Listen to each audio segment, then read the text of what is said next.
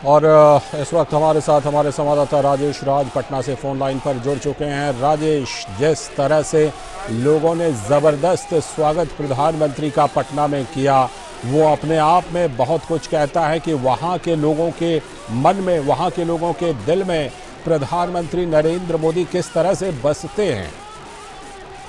देखिए लालचंद्र, जब प्रधानमंत्री नरेंद्र मोदी जब पटना एयरपोर्ट से बाहर निकले तो जो दोनों तरफ बैरिकेडिंग की गई थी, वहां पर ढेर सारे लोग जो हैं स्वतः स्फूर्त तरीके से अपने घरों से निकलकर प्रधानमंत्री नरेंद्र मोदी के इस्तकबाल के लिए पहुंच गए। यह दिखाता है कि वो कितने लोकप्रिय हैं।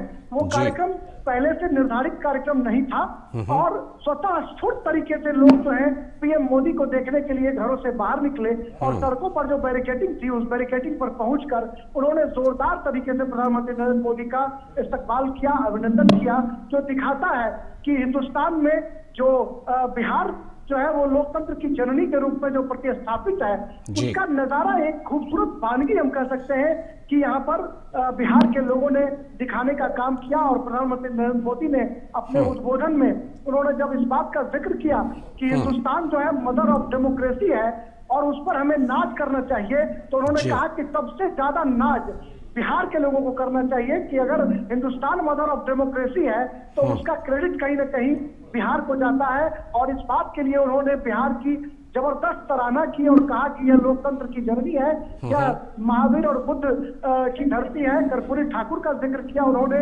और कहीं ना कहीं इस धरती की जो विलक्षणता है उसका जिक्र किया। और आपने जो नजारा देखा सड़कों पर कि किस तरीके से लोग अपने से घरों से बाहर निकलकर स्वतः स्फूर्त तरीके से बिना किसी निर्धारित कार्यक्रम के वो पीएम मोदी को देखने के लिए और उनका अभिनंदन करने के लिए वो पहुंचे। और इसमें कहीं ना कहीं एक जो कड़ी जुड़ती है वो कड़ी है विकास की कड़ी, कि बिहार में जिस तरीके से रोड इंफ्रास्ट्रक्चर, रेल और हाईवेज का जो जाल बिछा है उसमें प्रधानमंत्री नरेंद्र मोदी की एक बड़ी भूमिका है। और इसके लिए यहाँ की जो जनता है वो पीएम मोदी को थैंक्स कर रही है, शुक्रिया कर रही है। और प्रधानमंत्री मोदी ने इस बात का जिक्र भी किया कि बिहार के लिए जो जितना करता है बिहार उससे ज्यादा उसे वापस लौटा देता है। मुझे ही देखिए कि मुझे कितना स्नेह बिहार से मिलता रहा है। इस बात का जिक्र प्रधानमंत्री नरेंद्र मोदी ने किया और कहा कि आज एक कीर्तिमान और स्थापित हुआ कि मुझे पहले प्रधानमंत्री के रूप में बिहार विधानसभा आने का मौका मिला है।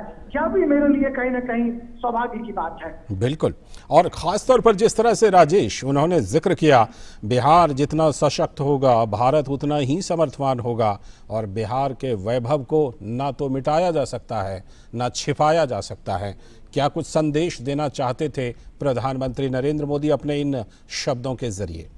देखिए, प्रधानमंत्री नरेंद्र मोदी ने बिहार की पूरी जो गौरवशाली गाथा है उसको सीधे शब्दों में कहने की कोशिश की और कहीं ना कहीं यह स्पष्ट करने की कोशिश की कि बिहार की जो गौरव गाथा है उसको कोई नष्ट नहीं कर सकता, उसे कोई छिपा नहीं सकता उसको।